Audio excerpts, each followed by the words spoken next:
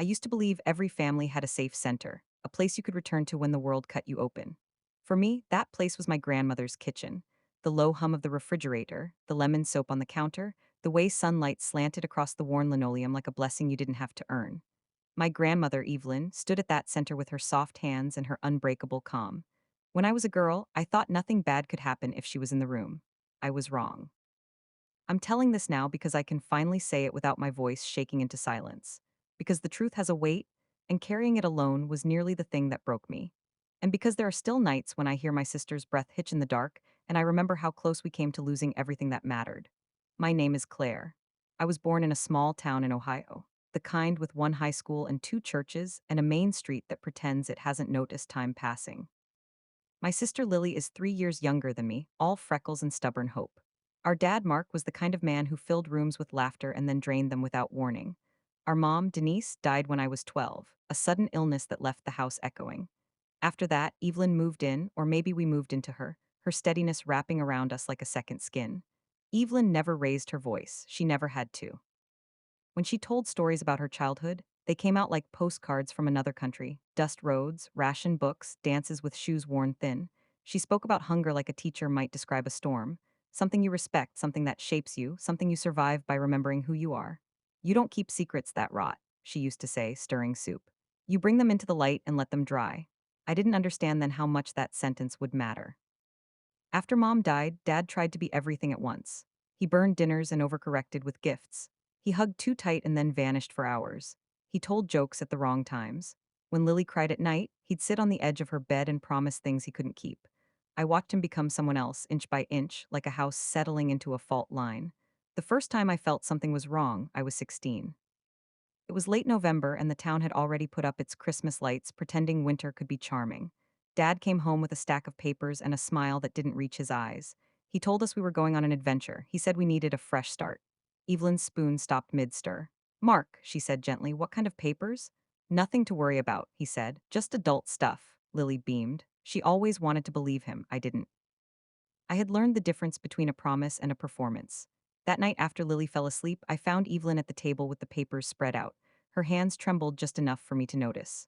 "Grandma," I whispered. She looked up and for a moment I saw something like fear pass over her face, then it was gone.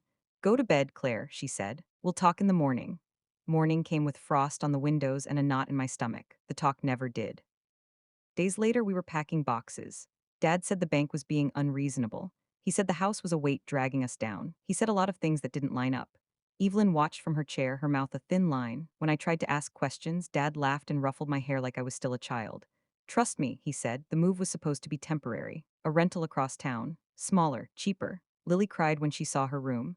Dad snapped at her and apologized in the same breath. I started working after school at the grocery store to help.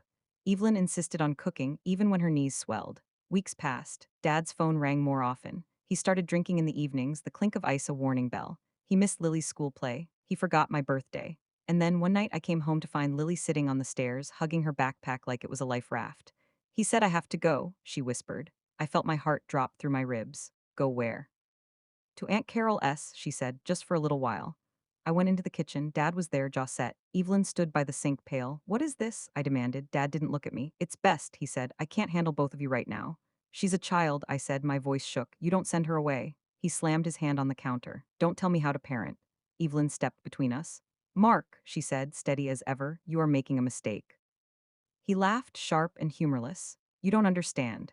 That was the night I learned that a man could choose convenience over care and call it necessity.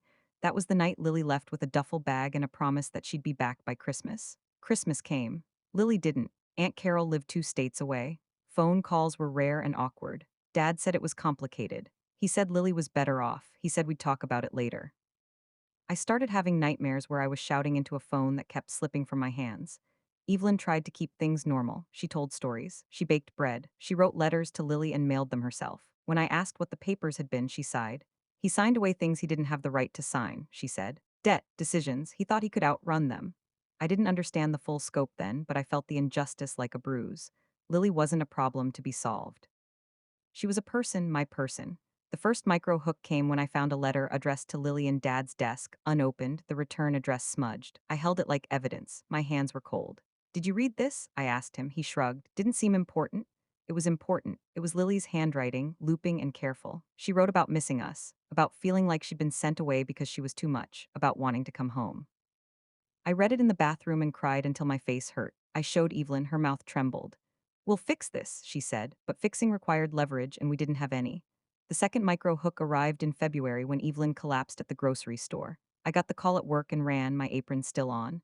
At the hospital, she squeezed my hand and smiled like she was sorry for inconveniencing me. I'm fine, she said. Her heart was tired.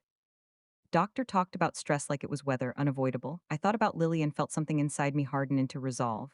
Dad didn't come to the hospital. He said he had a meeting. When Evelyn came home, weaker but stubborn, I started making calls. Aunt Carol first. She sounded defensive, tired. Your dad said it was for the best, she said. Lily's sensitive. She's hurt, I said. There's a difference. I asked to speak to Lily. There was a pause, then her voice thin over the line. Claire, I'm here, I said. I'm not going anywhere. The third micro hook was learning that Dad had cut off Lily's school transfer without telling anyone, leaving her in limbo. He said it was paperwork. Evelyn called it what it was, control. That night she told me a story about her own father, about how he'd sent her brother away during the war because he couldn't bear the fear. He said it was love, she said. It was. I lay awake, staring at the ceiling, and decided something had to break. I confronted Dad again. You don't get to erase her, I said. He looked at me like he didn't recognize me. You think you know better? I know what harm looks like, I said. He laughed and reached for a drink. I took the glass and poured it down the sink. The sound was like applause. He raised his hand like he might strike me, then he dropped it. Get out, he said. I did. I went to Evelyn's room and packed a bag. We're going to get Lily, I said. Evelyn closed her eyes for a long moment. When she opened them, they were bright. Yes, she said. We are. The fourth micro hook came with the drive to Aunt Carol's, snow falling thick and quiet. My hands ached on the wheel. Evelyn hummed to keep herself awake. When we arrived, Carol looked stunned. You can't just take her, she said. I can, Evelyn said calmly. I raised her father. I know when he's wrong. Lily ran to us, clinging like she might dissolve. I held her and felt the weight of months lift and settle somewhere safer. The fifth micro hook was Dad's call as we crossed back into Ohio. His voice was furious. You had no right, he said. I had every right, I said. She's coming home. Silence crackled. Then we'll see. Home wasn't safe anymore, I knew that, but Lily was with us and Evelyn was smiling through exhaustion. Sometimes courage looks like a grandmother in the passenger seat, insisting on stopping for pie. We arrived after midnight. The house was dark. We carried Lily's bag inside. I stood in the doorway, listening to the quiet, feeling the storm gather. That was when I realized the vile thing Dad had done wasn't a single act, it was a pattern. He had turned his fear into abandonment. He had taught my sister that love could be conditional. I swore then, silently, that it would end with us. I didn't sleep that night. Lily curled up beside me on the couch, her breathing shallow at first, then deeper as exhaustion finally claimed her. I lay there staring at the ceiling fan, counting its rotations like a prayer. Evelyn sat at the table, a mug of tea untouched, watching the dark window as if she expected it to crack open and confess. Morning came gray and heavy. Dad didn't come home until noon. I heard his truck before I saw it, the familiar rattle that used to mean safety and now meant dread. Lily stiffened beside me. I felt it in her body before she spoke. Is he mad? She whispered. I don't know, I said honestly. But you're not alone.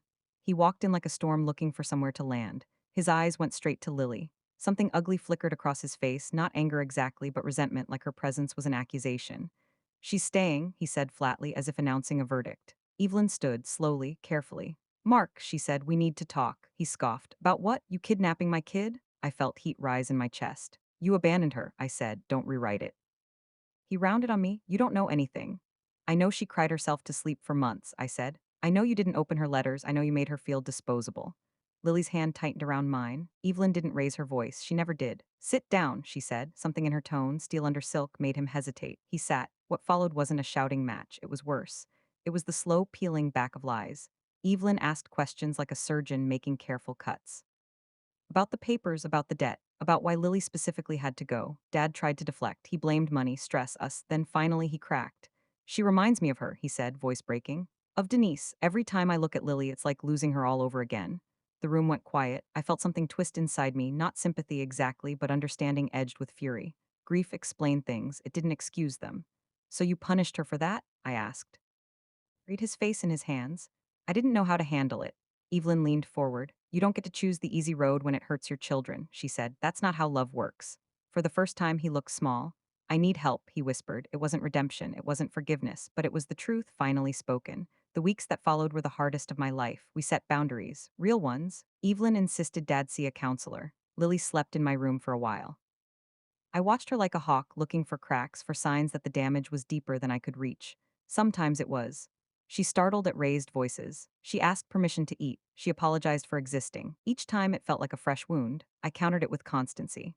Breakfast at the same time, homework together, walking her to school even when she pretended she didn't need me. I learned that healing wasn't dramatic. It was repetitive, boring, sacred. Evelyn's health wavered. Some days she was sharp as ever, bossing us around the kitchen. Other days she slept, her breath shallow, her hand warm in mine. She told more stories then, fragments of memory she seemed determined to pass on before they slipped away. One day, she told Lily, "You'll understand that adults are just children who got older without fixing everything." Lily nodded solemnly, absorbing it like scripture. Dad tried, I'll give him that. He showed up. He listened. He apologized not once but many times without asking for absolution. Some days Lily accepted it, some days she didn't, I let her decide. The turning point came 6 months later on an ordinary Tuesday. Lily came home from school and tossed her backpack aside. "I tried out for the play," she said. My heart jumped. "You did," she smiled, tentative but real. "I didn't tell anyone, I just wanted to see if I could." She got a part, small but hers. Opening night, Evelyn sat in the front row, her hands folded, eyes shining. Dad sat behind us, silent and respectful. When Lily stepped onto the stage, she looked terrified for a split second, then she found us. Her shoulders straightened. She spoke her line clearly. I cried the whole time. Afterward, Lily hugged Evelyn first. "Did you see me?" she asked. "I saw you," Evelyn said. "I always do." That winter, Evelyn's heart finally gave out. It was peaceful, the nurse said. She went in her sleep like she'd simply decided she was done holding the world together. The house felt hollow without her. For days, I moved through rooms like a ghost. Lily cried quietly at night. Dad sat at the table, staring at nothing. At the funeral, people spoke about Evelyn's kindness, her strength. They didn't know the half of it. Afterward, Lily slipped her hand into mine. "She kept us safe," she said. "Yes," I said. "She did." Life didn't magically become easy after that. Dad and I are still rebuilding something fragile and imperfect. Lily still has scars she'll carry into adulthood. I have my own.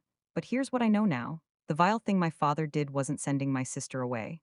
It was letting his pain outweigh his responsibility. And the bravest thing my grandmother ever did was refuse to let that be the end of our story. I tell this because secrets do rot, because light does dry them out. And because somewhere, a girl like Lily might think being sent away means she wasn't worth keeping. She was, she is, we all are.